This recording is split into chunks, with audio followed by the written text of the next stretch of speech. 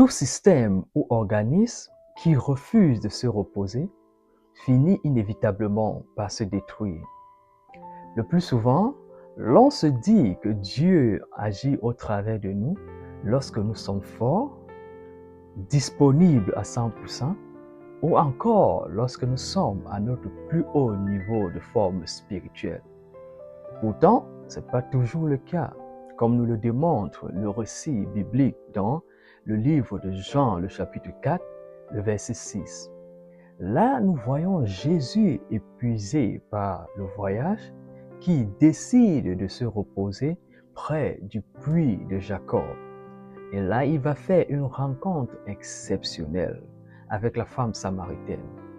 Et lors de leur échange tout au long des versets suivants, nous verrons là la femme qui va admettre que Jésus-Christ est Seigneur et qui va croire en lui. Plus loin, au verset 28 et 29, elle décida de rentrer dans la ville pour témoigner de ce que Jésus-Christ avait fait pour elle. Et au travers d'elle, plusieurs ont été attirés et ont décidé de donner leur vie à Jésus-Christ par son intermédiaire. Nous voyons là une femme que Jésus-Christ a rencontrée pendant qu'il était dans son repos et au travers d'elle, toute une multitude a cru en Jésus-Christ. Dans ce récit, Jésus nous montre la nécessité de se reposer et de laisser Dieu agir. Surtout, ne pas vouloir se brûler intérieurement lorsqu'on sait pertinemment que l'on est fatigué. Dans notre marche chrétienne, la fatigue qui mène au repos est le plus souvent le lieu propice pour Dieu d'agir au travers de nous. Vous savez pourquoi? Simplement parce que à ce niveau-là, nos performances personnelles sont mises de côté et la dépendance à Dieu est visible et réelle. Je voudrais même dire, notre orgueil personnel est désarmé. Alors, es-tu fatigué? As-tu besoin du repos? Viens et cherche le repos en Jésus. C'est pourquoi Jésus lui-même pouvait dire, venez à moi, vous tous qui êtes fatigués et chargés, et je vous donnerai le repos. Le repos est un lieu de ressourcement. Le repos est un lieu de maintenance. Le repos aussi est un lieu même où on reçoit de nouvelles directives pour une mission particulière. Nous pouvons le voir dans le cas de Élie, dans le livre d'un roi, le chapitre 19. Lorsqu'il fuyait Jézabel, il était épuisé par son ministère. Il a décidé de se reposer au niveau de ce grenade. Et là, il a fait une rencontre avec Dieu et Dieu lui a donné de nouvelles instructions pour avancer dans son ministère. Et plus loin encore, nous pouvons le voir avec Jacob.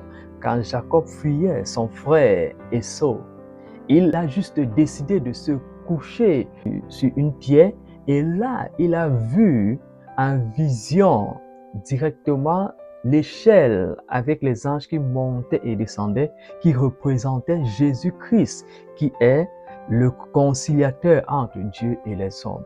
Vous voyez, lorsqu'on se repose, on reçoit de Dieu de nouvelles directives. Notons que le repos n'est pas à confondre avec passivité, parce que plusieurs d'entre nous, nous vivons plutôt dans la passivité, croyant être dans le repos de Dieu.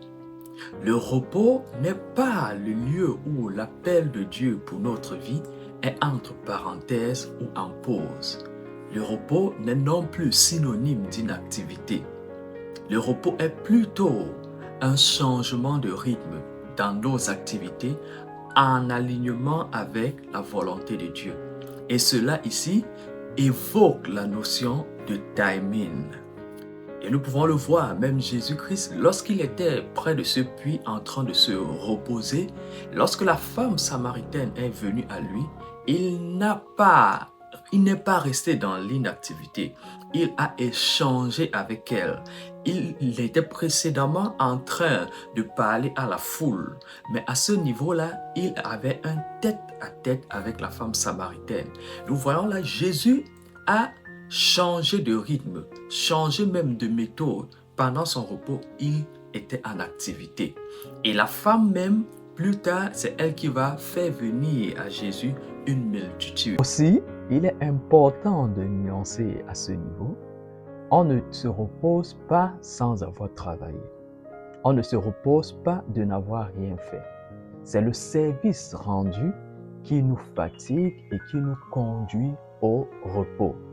D'ailleurs, nous pouvons le voir avec Dieu, le Créateur lui-même, qui a travaillé pendant 6 jours et s'est reposé le 7e jour.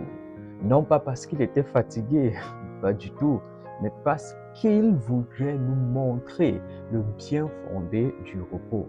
Et en outre, dans le livre d'Exode, le chapitre 20, il nous montre là la nécessité d'honorer et de se rappeler du jour du repos.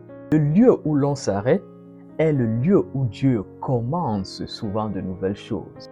Apprenons à identifier le puits que Dieu met sur notre chemin pour nous désaltérer et nous permettre de continuer le voyage. Pour cette méditation particulièrement, nous devons apprendre à identifier quand se reposer, où se reposer et quelle est notre source de repos. Que le Seigneur te bénisse et à très bientôt.